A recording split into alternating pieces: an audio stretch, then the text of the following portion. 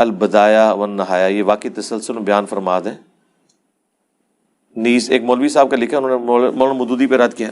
بھئی مودودی صاحب پہ کسی نے رد کیا ہے، اس کا معاملہ اللہ کا معاملہ، ہم نے تو بخاری مسلم کی روشنی میں خلافت و ملوکیت کا مقدمہ 5B میں پیش کر دیا، وہ آپ دیکھ لیں۔ یہ وہ حدیثیں ہیں جن کو نہ یہ تھوک سکتے ہیں نہ نکل سکتے ہیں۔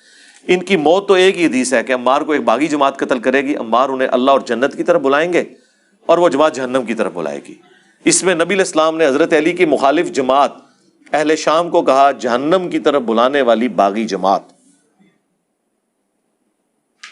جہنم کی طرف بلانے والی باغی جماعت۔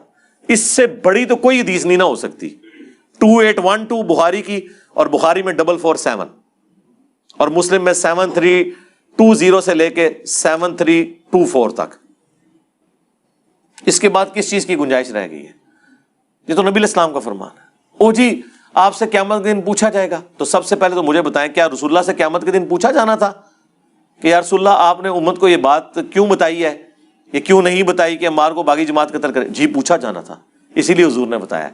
ترمذی ابو داؤد کی حدیث ہے، جسے حق بات معلوم تھی اور اس سے پوچھی گئی، اس کے باوجود اس نے چھپا لی، تو قیامت کے دن آگ کی لگام اس کے منہ پر ڈالی جائے گی۔ اور اس سے بڑھ کر سورۃ البقرہ میں ہے کہ جو اللہ تعالیٰ کی طرف سے آئی ہوئی خبروں کو چھپا لیتے ہیں، ان پہ اللہ کی لعنت، تمام فرشتوں کی لعنت اور تمام لعنت کرنے والوں کی لعنت، یہاں تک کہ وہ توبہ کر لیں اور وہ حق بات جو چھپائی تھی لوگوں کو بیان کر دیں، پھر اللہ تعالیٰ انہیں معاف کرے گا۔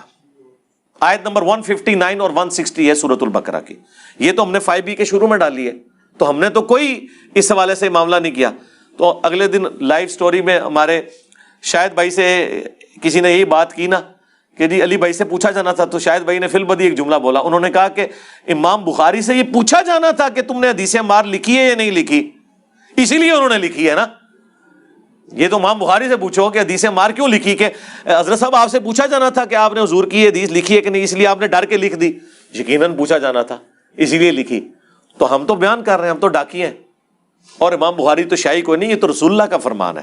میرے خیال میں جو حدیث عمار سے بھاگتے ہیں نا، وہ اپنے ایمان کی فکر کریں، وہ رسول اللہ پر تہمت لگا رہے ہیں۔ رسول اللہ سے بڑھ کر کوئی نہیں تھا اپنے صحابہ کا دفاع کرنے والا۔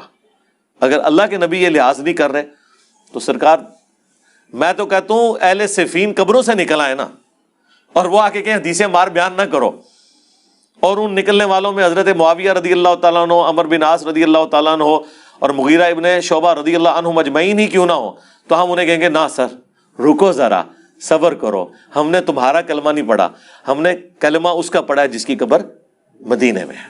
ہم انہیں ساتھ یہ بھی کہیں گے کہ حضرت ہماری قسمت اچھی ہے کہ ہم آپ کے زمانے میں نہیں، ورنہ آپ کے اوپر تلوار ہم سونت لیتے مولا علی کے حق میں، اور آپ کی قسمت اچھی ہے کہ آپ ہم سے بچ گئے، لیکن اب ہم اپنی زبان تو کم از کم کھولیں گے، اس زمانے میں تو ہم نے تلوار بھی اٹھا لینی تھی، تو اب آپ تلوار سے بچ گئے لیکن زبان سے نہیں بچیں گے، اس لیے کہ رسول اللہ نے فرمایا۔